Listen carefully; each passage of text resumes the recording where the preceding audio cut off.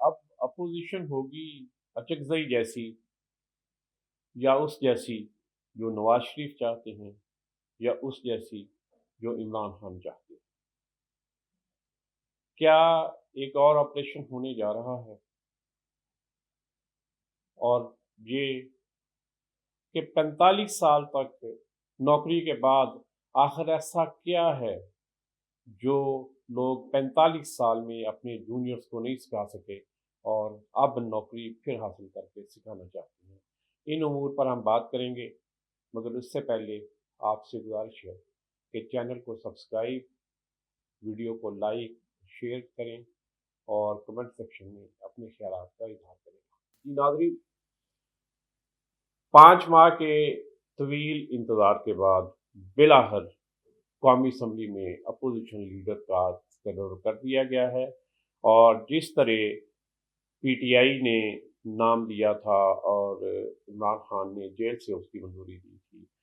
محمود خان اچکزئی کو opposition leader نامزد کر دیا گیا ہے اور اس کا نوٹیفیکیشن بھی جاری کر دیا گیا ہے۔ اب سب سے بڑا سوال یہ ہے کہ اپوزیشن کس طرح کی ہوگی؟ کیا یہ اپوزیشن اسی طرح کی ہوگی جس طرح کا محمود خان اچکزئی کا مزاج ہے، یا یہ ایک فرینڈلی اپوزیشن ہوگی، یا یہ اس طرح کی لاؤ والی اپوزیشن ہوگی اور جو کبھی ایک انتہا پہ جائے اور کبھی دوسرے انتہا پہ، جس طرح کا عمران خان کا مزاج ہے؟ اچکزئی کے نوٹیفیکیشن کے ساتھ ہی یہ باتیں میڈیا میں آنا شروع ہوئیں کہ اب محمود خان اچکزئی کا تقرر نواز شریف کے منظوری کے اور ان کی حمایت کے بعد کیا گیا ہے۔ محمود خان اچکزئی کی تقرری کے ساتھ ہی یہ باتیں سامنے آنا شروع ہو گئیں کہ ان کی تقرری کے لیے گرین سگنل نواز شریف نے دیا، اور نواز شریف کی منظوری کے بعد ہی یہ سارا پروسیس شروع ہوا اور مکمل ہوا، اور محمود خان اچکزئی کوئی بہت ہارڈ لائن کی اپوزیشن نہیں کریں گے۔ جے یو آئی کے ایک لیڈر کی طرف سے بھی کچھ ایسا ہی کہا گیا ہے کہ یہ اپوزیشن نواز شریف کی مرضی کے مطابق چلے گی۔ اگر واقعی ایسا ہے تو یہ سب سے بڑا سوالیہ نشان ہوگا محمود خان اچکزئی کی اپنی سیاست پہ، جو پچھلی 3 دہائیوں کی سیاست میں بہت کھل کر اینٹی اسٹیبلشمنٹ رہے ہیں اور اپنے ایک مخصوص موقف کا اظہار کرتے رہے ہیں۔ اور یہ سوالیہ نشان عمران خان کی نامزدگی پر بھی ہوگا کہ جنہوں نے اپنی پوری پارٹی کو اور اپنے قریبی ساتھیوں کو چھوڑ کر محمود خان اچکزئی کو نامزد کیا۔ یہ گیند اب محمود خان اچکزئی کی کورٹ میں ہے کہ وہ اپوزیشن کو کس طرح لے کے چلتے ہیں۔ میری اپنی سمجھ کے مطابق، میری اپنی رائے جو بنتی ہے وہ یہ ہے کہ یہ بہت ہارڈ لائن اپوزیشن نہیں ہوگی۔ یہ تاثر برقرار رکھا جائے گا کہ یہ بڑی شد و مد کے ساتھ اور بڑی شدت کے ساتھ اپوزیشن کریں گے، لیکن عملی طور پہ شاید ایسا نہیں ہوگا، بظاہر کچھ اور ہوگا، اور حقیقتاً اپوزیشن اتنی سخت گیر موقف والی نہیں ہوگی۔ بہرحال دیکھتے ہیں آنے والے دنوں میں کہ یہ اپوزیشن کس رخ چلتی ہے اور اپوزیشن لیڈر کس رخ چلتا ہے اور یہ سیاست کس رخ جاتی ہے۔ ناظرین، آج کل یہ ایک بڑی بحث چل رہی ہے سوشل میڈیا پہ بھی، اور اس پہ عالمی میڈیا نے، جیسے BBC جیسے بڑے اداروں نے بھی بہت کھل کر لکھا ہے کہ کیا ایک اور آپریشن ہونے جا رہا ہے۔ تحریک طالبان پاکستان کے خلاف جو افغانستان میں بیٹھ کے پاکستان میں حالات خراب کر رہے ہیں اور فوج اور فوجی تنصیبات پر حملے کر رہے ہیں، ہماری لا انفورسنگ ایجنسیوں کے خلاف حملے کر رہے ہیں۔ وہ جنہیں فتنہ ہندوستان کہا جا رہا ہے، کیا ان کے خلاف ایک اور آپریشن ہونے جا رہا ہے؟ اور کیا انہیں پاکستان کے اندر ضلع خیبر میں اس حد تک حمایت حاصل ہے کہ وہاں آپریشن کے علاوہ کوئی اور چارہ کار نہیں ہے؟ اس موسم میں جب کہ وادی تیراہ میں برف باری ہو رہی ہے، وہاں پہ انتہائی شدید موسم ہے، وہاں سے لوگ انخلا کر رہے ہیں، لوگوں کو کمپنسیشن دی جا رہی ہے، لوگوں کو پیسے دیے جا رہے ہیں جانے کے لیے کہ وہ جائیں اور اپنی مرضی کے گھر لے لیں، کیونکہ قبائلی زعماء کا کہنا ہے کہ ہم اپنی روایات کے مطابق اپنی مرضی سے باہر جائیں گے اور رہیں گے، ہم خیمہ بستیوں میں نہیں رہیں گے۔ اور جب خیمہ بستیوں میں نہیں رہیں گے تو اتنی بڑی تعداد میں جو لاکھوں لوگ باہر جا رہے ہیں، کیا پشاور اور کوہاٹ کے علاقے، وہاں پہ اتنی گنجائش ہے کہ یہ لوگ جائیں اور وہاں پہ کرائے پہ گھر لے کے کئی ماہ تک وہاں پہ قیام کریں اور پھر بہت سے لوگ واپس نہ جائیں اور انہی شہروں میں مستقل آباد ہو جائیں اور کچھ واپس جائیں؟ وزیر اعلیٰ خیبر پختونخوا سہیل آفریدی کا یہ کہنا ہے کہ وادی تیراہ میں آپریشن اس لیے ہو رہا ہے کہ وہ ان کا علاقہ ہے اور ان کے لیے حالات مشکل کرنے کے لیے اور ان کے حلقے کے لوگوں کو، ان کے ووٹروں کو کے لیے مشکلات پیدا کرنے کے لیے یہ آپریشن کیا جا رہا ہے۔ ایک اور چیز بڑی اہم ہے کہ سہیل آفریدی یہ کہتے ہیں کہ جی اگر تحریک طالبان پاکستان افغانستان کے اندر سے آپریٹ کر رہی ہے اور ان کو افغان حکومت کی حمایت حاصل ہے، افغان طالبان کی حمایت حاصل ہے، تو اس کے لیے کوئی ٹھوس ثبوت مہیا کیے جائیں۔ جبکہ اسی دوران سابق وزیر اعلیٰ علی امین گنڈابور نے یہ کہا ہے کہ یہ ٹھوس ثبوت موجود ہیں اور اس کے مکمل شواہد ہیں کہ اس دہشت گردی کو اور اس فتنے کو افغانستان کے اندر سے حمایت حاصل ہے، اور وہ تصدیق کرتے ہیں کہ اس کے ثبوت موجود ہیں۔ گزشتہ دنوں D G I S P R کی پریس کانفرنس سے یہ صورتحال واضح ہو چلی تھی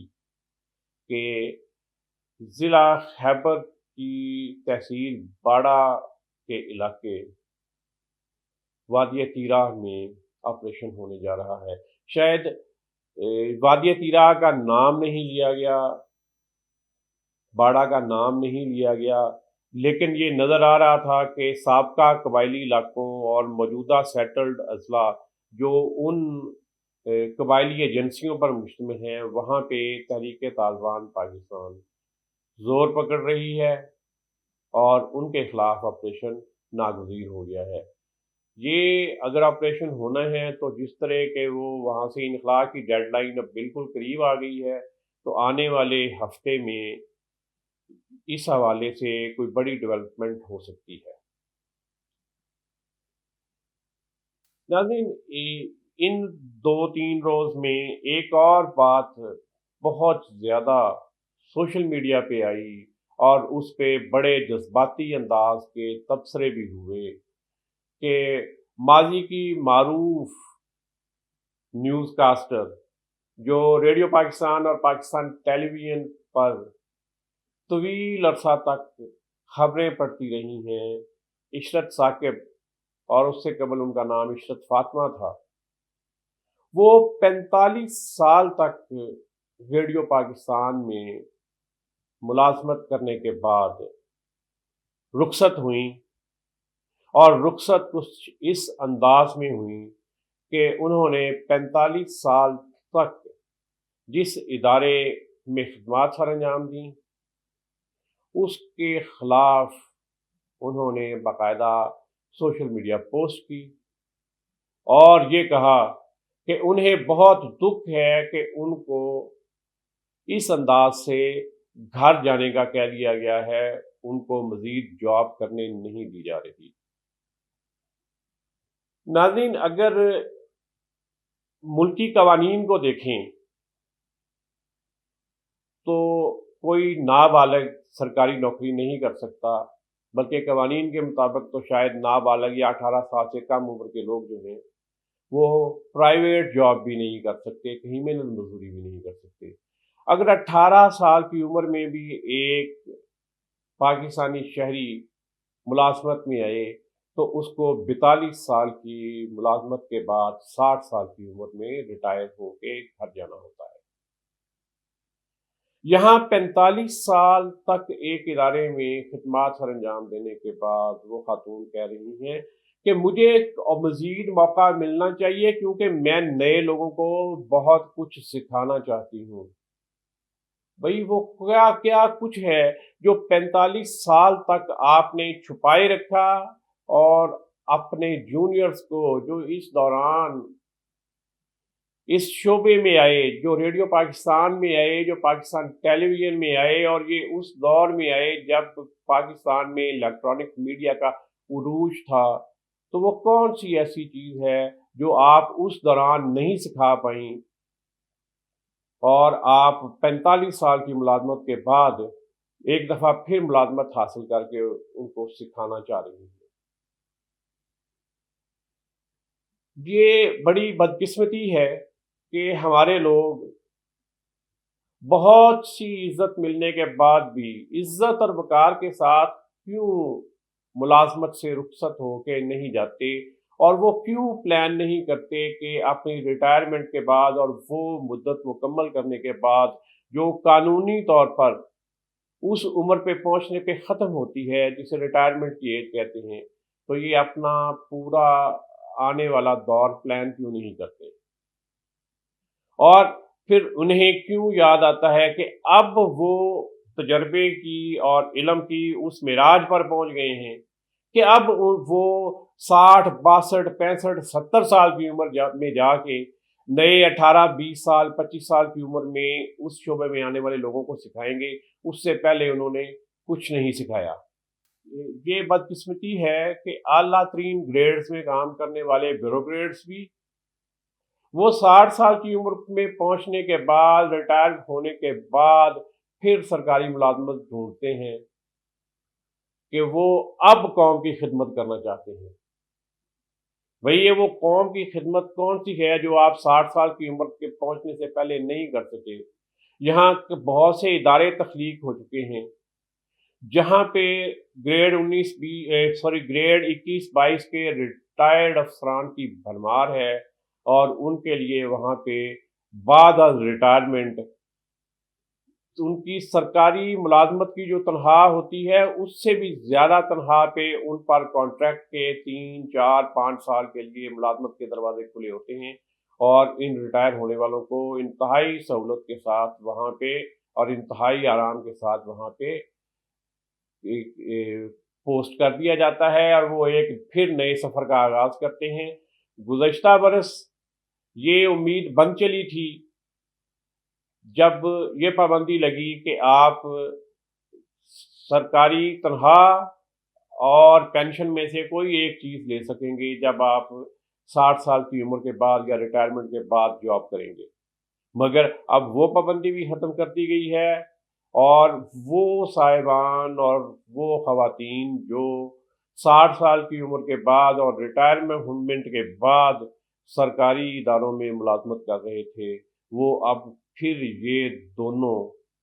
तनख्वाह और पेंशन वसूल कर रहे हैं और वो शायद इतने ताकतवर लोग हैं कि वज़ीर आज़म को और पूरी गवर्नमेंट को उनके सामने सरनिगूं होना पड़ा और ये फैसला वापस लिया गया। इस पर कब जाके पाबंदी लगेगी और ये कब इम्प्लीमेंट हो सकेगा कि लोग अपनी उम्र को रिटायरमेंट की उम्र को पहुंचने के बाद बाइज्जत तरीके से घर जाएं और रिटायरमेंट से पहले अपना अगला कैरियर प्लान करें और आने वाले लोगों के लिए, नौजवानों के लिए जगह खाली करें। एक ऐसे मुल्क में जहाँ पहले ही बेरोज़गारी बहुत ज़्यादा है, जहाँ पे नौजवानों के लिए मौक़े बहुत कम हैं और नौजवानों के पास ब नौजवान ये फ़ील करते हैं कि शायद मुल्क से बाहर जाने के अलावा कोई रास्ता नहीं है, ख़ास तौर पर पढ़े लिखे यूनिवर्सिटी क्वालिफ़ाइड नौजवानों के लिए। तो उनके लिए ये जगहें क्यों खाली नहीं की जाती और इस तरह की सूरत-ए-हाल क्यों पैदा होती है? इसका जवाब आना चाहिए, हुकूमत को